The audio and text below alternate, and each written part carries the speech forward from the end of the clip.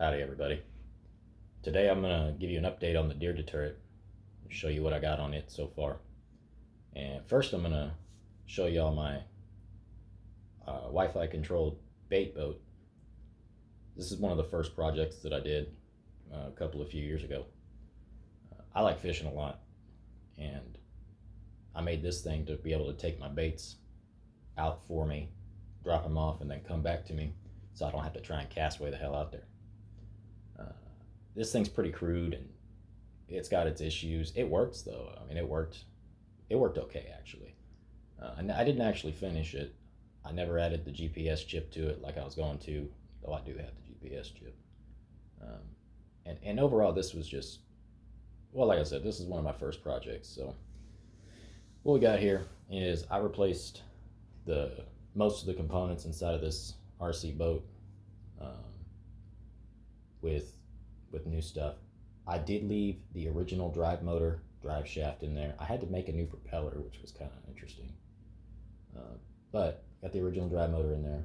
And then originally, when I first started working on this thing, what got me started was that I broke the steering servo because I hooked up a 20 volt DeWalt XR battery to this thing and was, controlling it off of that battery, and that was way too much voltage. Stripped or broke all the gears inside of there. So I had to set out on, originally I tried to make a new steering servo gear, which kind of worked actually, but then I ended up just replacing the entire steering servo with a different little tiny 9-gram micro servo, which is what's in there right now. I don't know if you can see, but this is just a clear plastic piece that came out of, like, I don't know, a package for something that I cut out and then hot glued in micro servo and then connected it to the steering arm. And then I've got a breadboard in here, obviously. You can't see underneath this, but there's an ESP8266 under there. That's the brains of this thing. Got an L298N motor driver that is powering off of the 12 volts, I think it is, all of the microcontroller and the servos, and then off of I think it's 5 volts. I might have this backwards. Powering the drive motor, and all of that is being powered from these three 18650 lithium cells that I took out of an old non-working 40 volt Ryobi battery, and then soldered / spot welded on a battery management battery control module, whatever you want to call it, on there. And yeah, I think that's about it. So the way that it drops the baits off is I made this thing, and I know this is crude, but when this thing is on here, come on, get on there. Oh, there's something there. Yeah, when this thing's on there and the servo's in the starting position, this little piece right here slips perfectly down into that. And so what I would do is I would take my line and I would run it through there in a loop and then push this down through that, and this holding that loop through there would hold my baits in until this servo pulled up and dropped the baits. So I'm going to turn this thing on and show you all the, kind of what it does. I did try it a few minutes ago just to make sure it worked, and it was having some issues, maybe some interference or something. But I haven't used this thing in quite a while, at least a year probably. I'm surprised the batteries are even still charged at all. There we go. Hopefully I didn't just break it from that. So, I've got a few capacitors right here. It's like smoothing capacitors for that. I forgot to mention that. But I'm gonna plug this guy in. All right, we got juice. And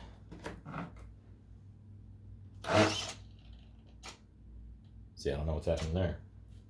But what it does is the ESP8266 creates a Wi-Fi access point called RC Boat, I think, that I can then connect to. And there it is. I'm connecting to it.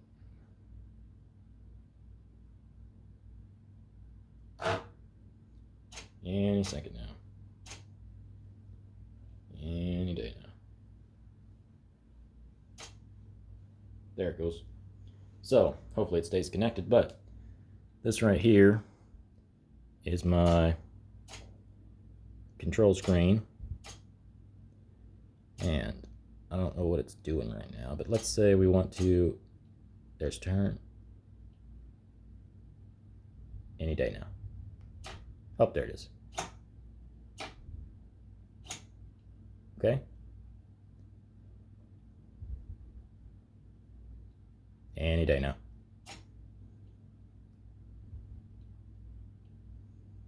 Any day now.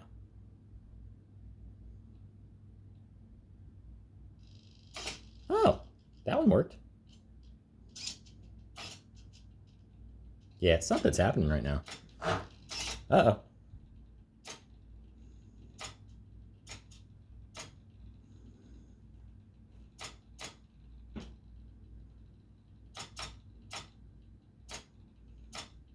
Maybe, ooh, whoops, I hit the tripod. Maybe stop that. Stop motor. Let me push the, I keep hitting the tripod. Stop motor. Focus. Focus. Oh, well, I pushed the wrong screen. Speed. Toggle motor direction. Nothing? Oh, I'm not connected to it anymore. Hold on one second. That makes a lot of sense. Oh, I keep auto connecting back to my home Wi-Fi. I bet these batteries are getting dead. That doesn't sound good.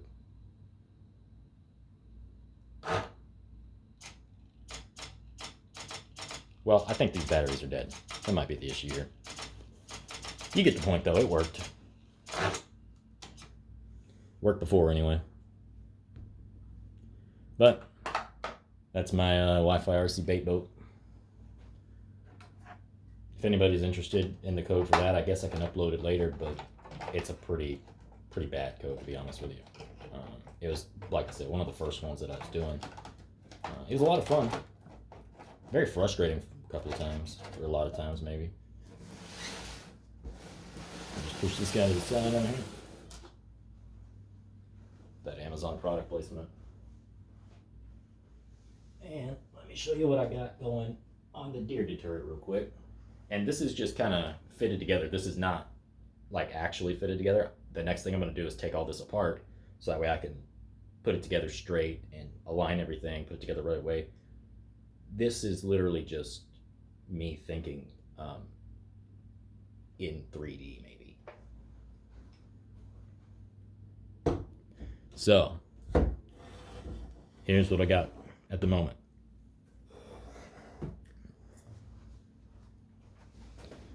Yeah, that looks like, oh shoot, stepped on the tripod, sorry. So here's what I got going on this thing, and I know that looks a little janky, but I have a shaft inside of there that's going to be attached to this thing so it doesn't spin inside of there. When you spin that shaft, this thing will spin. And then this drill chuck will get tightened down onto that shaft, and there'll be a pin going through the shaft, I think, to make sure that it doesn't slip or anything like that. And then I made, well, actually, I took this bracket, which I think came with a trailer light kit or something like that. I think this is what holds the plug for the trailer lights on the back of a truck. And I cut a little slot down on the bottom that you can't see, so the slot that fits into the drill housing on this thing would fit inside of there and hold it real tight and still, and it works perfect for that. And then, let me see if I can. Oh no, that's screwed down pretty good right there. Let me grab my 11-in-1.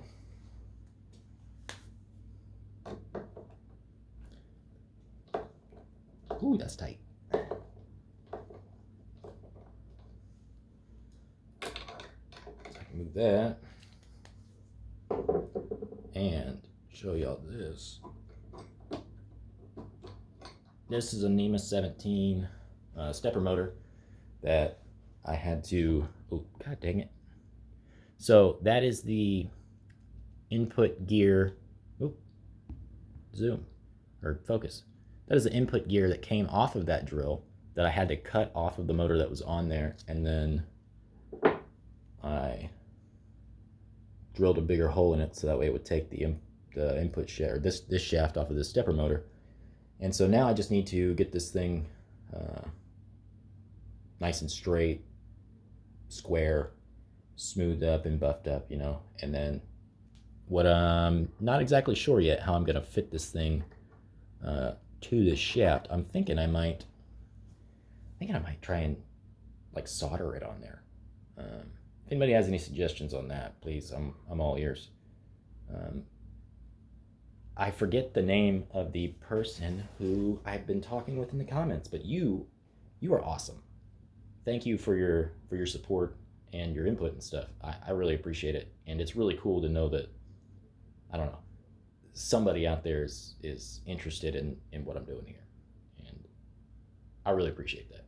So that's what I got so far. The next thing I'm gonna do, like I said, I'm gonna take this thing apart, get everything fitted together like it's supposed to be, and then also, I forgot about this, but I need to, on this guy, I'm gonna turn the camera, sorry. On this guy right here, this is the trigger, and I'm gonna mount a servo right here somehow that's gonna pull the trigger for me. So that'll be the firing control system. And then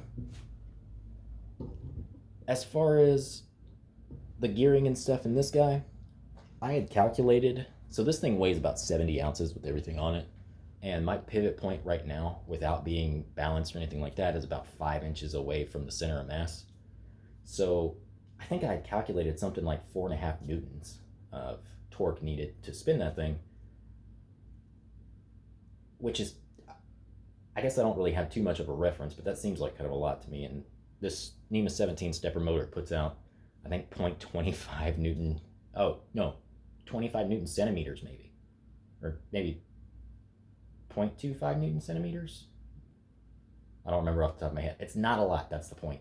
So I was gonna need like a 10-to-1 gear ratio to get the torque that I needed. I'm not sure what the gear ratio inside of this drill is, but it's got a really cool planetary gear inside of there. Honestly, that was fun to check out and play with. But I'm pretty sure that, because I can spin this with my finger really easily, and it is like, it will spin that thing. I was playing with it earlier. I think this is gonna work just fine. Especially once it's weighted and balanced, or balanced anyway. I think that it's gonna work just fine, which is really cool. So also the next thing that I need to do is I'm gonna make some sort of geared system to make it rotate on the x-axis too, which I'm kind of thinking, and I'm open to suggestions on this as well, but I'm kind of thinking something along the lines of like a big version of this. I don't know what you call this thing. Oh, I dropped it. Way to go, bud. A big version of this. It's got teeth on there, and then something on there, so that way I'll have a servo that will, you know, obviously spin. It'll stay stationary, and as it spins, it'll move that thing, and that'll be what, you know, what turns it on the x-axis.